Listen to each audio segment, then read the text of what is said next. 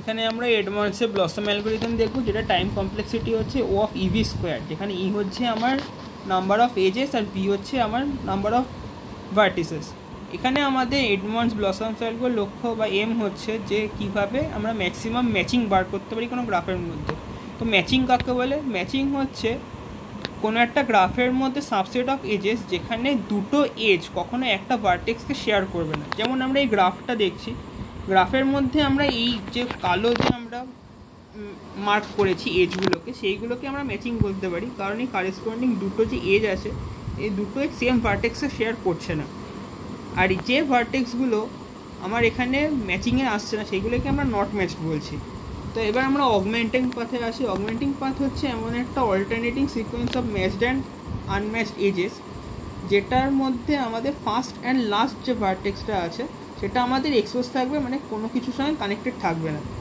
যেমন এই গ্রাফটার মধ্যে এখানে আমার এই তিনটে এজ হচ্ছে আমার ম্যাচড এজ, আর এই যে পাথটা আছে এটা হচ্ছে আমার অগমেন্টিং পাথ, কারণ এখানে ফার্স্ট অ্যান্ড লাস্ট ভার্টেক্সটা হচ্ছে আমার এক্সপোজড আছে।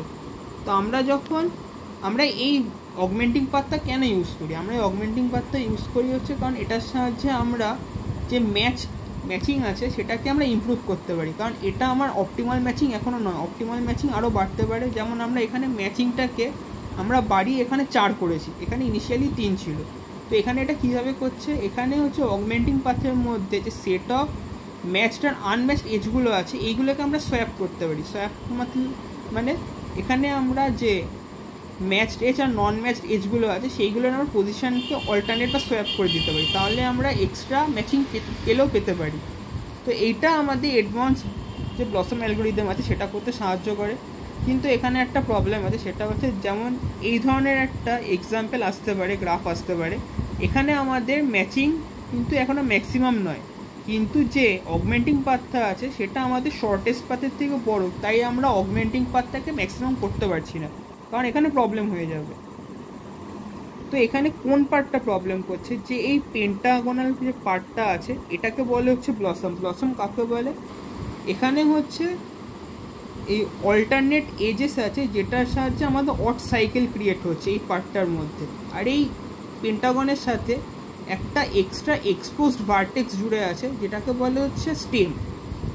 তো আমরা এইটাকে কীভাবে সলভ করবো? প্রথমত অ্যাডভান্স ব্লসম অ্যালগরিদম যেটা বলে সেটাও হলো ফার্স্টে আমাদের এই ব্লসমটাকে কন্ট্রাক্ট করতে হবে, মানে এই পার্টটাকে আমাদের কন্ট্রাক্ট করতে হবে। কন্ট্রাক্ট করলে আমরা এই ধরনের একটা গ্রাফ পাবো।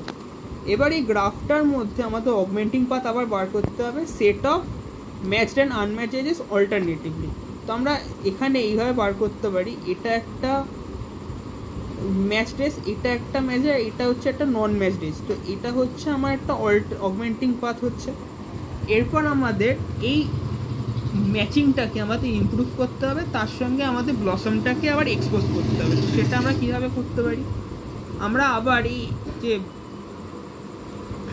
পেন্টাগোনাল পার্টটা আছে সেটাকে আমরা এক্সপোজ করতে পারি। তো এক্সপোজ করলে আমাদের এই ধরনের একটা গ্রাফ চলে আসবে। এখানে আমাদের অপটিমাইজ করতে হচ্ছে, কারণ অলরেডি আমরা এই এজটাকে আমরা ম্যাচ ধরে নিয়েছি। তো যেহেতু ইনিশিয়ালি আমাদের এই এজটা ম্যাচ ছিল সেটা আমরা করতে পারি না, তো এই কারণে আমাদের এটার সঙ্গে অল্টারনেট করতে হবে। তো আমরা এখানে অল্টারনেটিং করেছি, অল্টারনেট করলে এরকম একটা গ্রাফ চলে আসবে। তো সেটা হচ্ছে আমার ইমপ্রুভ অগমেন্টেড পাথ, কারণ এখানে আমার 4টে ম্যাচড এজ বেরোচ্ছে।